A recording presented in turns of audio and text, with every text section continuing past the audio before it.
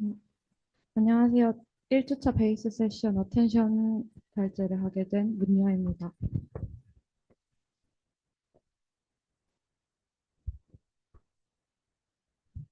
이와 같은 순서로 진행을 할 예정이고, 먼저 인트로덕션 부분에 대해서 설명을 드리도록 하겠습니다. 오른쪽에 있는 게 구문 기반 번역인데요. 여기서 먼저 구문 기반 번역이랑 신경망 기계 번역을 비교를 먼저 맨 처음에 하고 시작을 하게 되는데, 구문 기반 번역은 문장을 여러 개의 구로 나눈 다음에 그것을 각각 번역한 후 조합을 하는 방식을 말합니다. 어, 이 번역에 문제점이 있었는데, 이게 바로 문맥을 충분히 반영하지 못한다는 문제점이 있었고, 이로 인해서 자연스러운 번역이 어렵다는 문제점이 있었습니다. 이거에 반해서 이제 신경망 기계 번역은 문장을 통째로 읽고 전체 문맥을 반영하여 번역하는 방식을 말합니다. 이 번역 방식의 장점은 자연스러운 문맥에 맞는 번역이 가능하다. 또 그리고 단어 순서를 재배열할 수 있다는 장점이 있습니다. 아래 그림을 보시면 더 쉽게 이해를 하실 수 있습니다. 그 다음에 이제 인코더, 디코더에 대해서 간략하게 설명을 하고 넘어가자면, 인코더는 소스 문장, 즉 입력 문장을 받아서 고정 길이 벡터로 변환하는 과정을 수행하는 애를 말하고, 디코더는 그 고정 길이 벡터를 받아서 번역을 생성하는 걸 말합니다. 이것의 전체 시스템은 올바른 번역이 생성될 확률을 극대화하도록 인코더와 디코더 모두 공동학습을 진행하게 됩니다. 위에 인코더 디코더 방식에 문제점이 있었는데 이것은 바로 모든 중요한 정보를 고정 길이 벡터로 압축해야 된다는 점이었습니다. 이게 문제가 되는 게 입력 문장의 길이가 점점 늘어남에 따라 성능이 급격하게 저하된다는 것이 입증이 됐고, 이에 대한 해결 방법으로 정렬과 번역을 동시에 학습하는 방법이 있었습니다. 그래서 정렬과 번역에 대해서 정리를 해보면, 정렬은 어떤 단어끼리 서로 대응을 하는지 매핑하는 과정을 말합니다. 왼쪽에 그 영어 문장과 한국어 문장이 있다고 했을 때 이것에 각각 단어가 어떤 것들이 서로 대응이 되는지 매핑하는 과정을 말하는 거고, 번역은 입력 문장에서 번역할 단어를 예측하는 데 가장 도움을 주는 단어를 검색을 한 다음에 이러한 정보를 모아놓은 벡터와 이전 단어를 통해서 다음 단어를 예측하게 되고, 이와 같은 과정을 반복하여 번역문을 생성하는 과정으로 이루어지고 있습니다.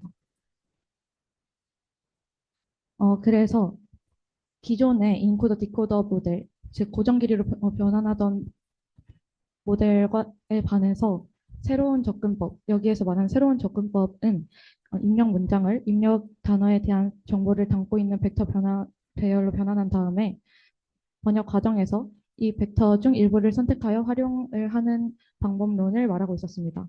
이것의 장점은 앞에서 말했던 고정된 벡터로 압축해야 한다는 문제를 해결할 수 있습니다.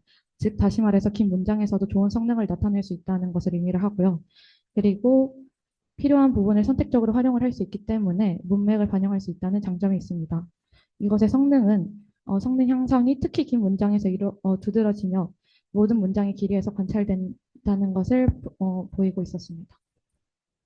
그 다음에 이제 신경망 기계 번역의 배경에 대해서 설명을 하자면, 맨 처음에 나오는 게 이제 확률론적 관점에서의 번역을 말하는데, 이것은 다음 수식을 의미를 합니다. 이 다음 수식은 입력 문장 X가 있을 때 올바른 번역 문장 Y가 나올 확률을 최대화하는 그 과정을 수식화해 놓은 것인데, 이 과정을 보자면 입력 문장과 정답 문장이 이제 쌍으로 이루어진 데이터셋을 사용을 한다고 했을 때 이 조건부 확률을 최대화하도록 학습을 하게 됩니다.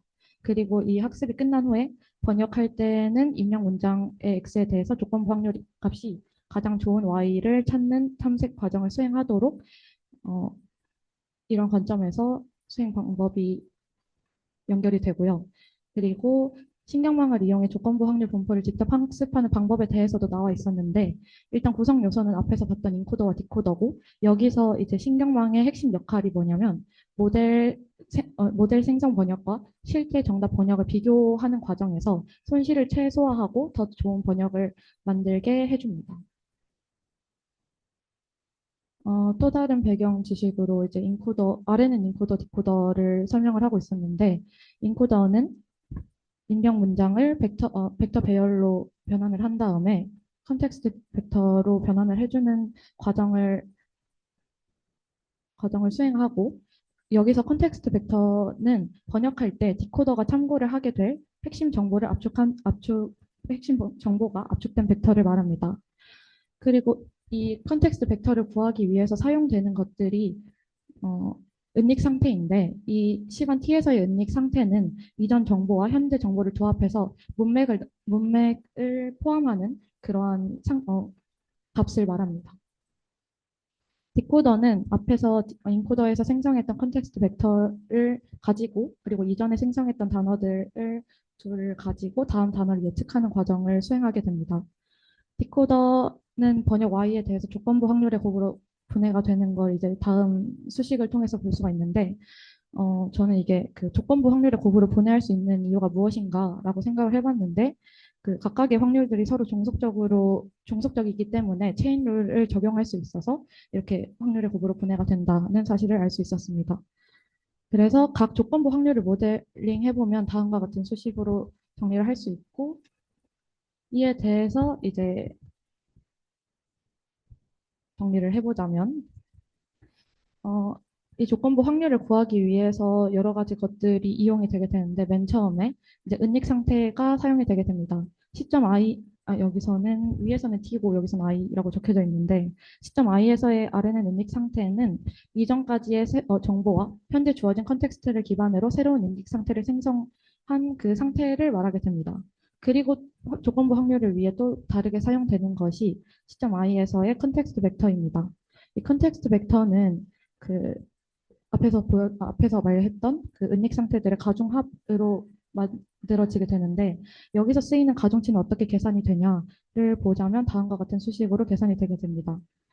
그러면 여기서 또 이제 정렬 모델이 쓰이게 되는데 정렬 모델부터 순서대로 가보자면 정렬 모델은 입력 문장에서 위치 J 주변의 단어와 출력 문장에서 위치 I의 단어가 얼마나 잘 맞는지를 평가하는 모델을 말합니다. 이러한 모델을 계산을 한 뒤에 저 가중치 식에다가 넣게 되면 결과적으로 소프트맥스 저 식 자체가 소프트맥스 함수의 식과 같기 때문에 소프트맥스 함수 결과값의 형태를 나타내게 됩니다. 그리고 이를 통해서 컨텍스트 벡터를 구할 수 있게 됩니다. 여기서 봤던 내용들 중에서 이제 알아야 되는 정보들인데 위에서부터 차근차근 내려가 보자면 먼저 그 디코더의 어텐션 메커니즘을 썼을 때 정보는 그 배열 전체에 분산이 될 수 있으며 디코더는 필요에 따라 적절한 정보를 가져올 수 있음을 알 수 있습니다. 또한 모든 그 주석의 가중합을 취하는 접근 방식은 정렬 가능성에 대한 기대값을 계산하는 것으로 이해할 수 있는데 이게 왜냐하면 앞에서 봤듯이 그 가중치가 소프트맥스 결과값을 취하는 걸 볼 수 있었는데 그렇기 때문에 결과값으로 전체 계산의 기대값 계산의 형태와 같아지게 됩니다. 그리고 기존의 인코더, 디코더와 달리 각 번역 단어에 대한 고유한 컨텍스트 벡터가 사용이 된다는 것을 알 수 있고 마지막으로 기존의 그 구문 기반 번역과 달리 고정된 정렬을 사용하지 않고 정렬 모델이 직접 소프트 정렬을 계산하며 이를 통해 비용 함수의 그레디언트가 역전파될 수 있습니다. 이게 역전파되면 뭐가 좋아지냐면 그 정렬이 최적화되면서 번역 성능이 향상된다고 합니다. 그 다음에 이제 볼 수 있는 게 여기서 이제 양방향 RNA라는 개념이 나오는데 양방향 RNA는 그 말 그대로 순방향 RNN이랑 역방향 RNN을 결합한 것을 말합니다. 이것을 사용을 하게 되면 앞쪽 문맥과 뒤쪽 문맥을 함께 포함하는 더 풍부한 벡터 표현을 얻을 수 있다는 장점이 있고요. 순방향 RNN은 그 원래 순서대로 처리를 하는 애여서 그 순방향 은닉 상태를 생성하는 애고 역방향 RNN은 반대 방향으로 처리를 해서 역방향의 은닉 상태를 생성하는 애를 말합니다.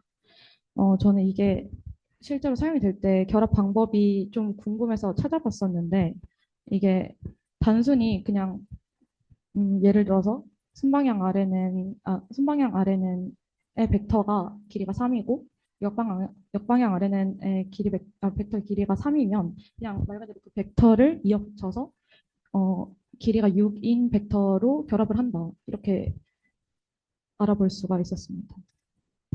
그래서 사용된 데이터셋은 다음과 같고 여기서 사용된 전처리 방식은 가장 자주 등장하는 상위 3만 개의 단어를 선택하여 모델 학습하였고 리스트에 없는 단어는 특수 토큰으로 랩핑을 했고 소문자 변환이나 어간 추출 등의 추가 전처리는 적용하지 않았다고 합니다.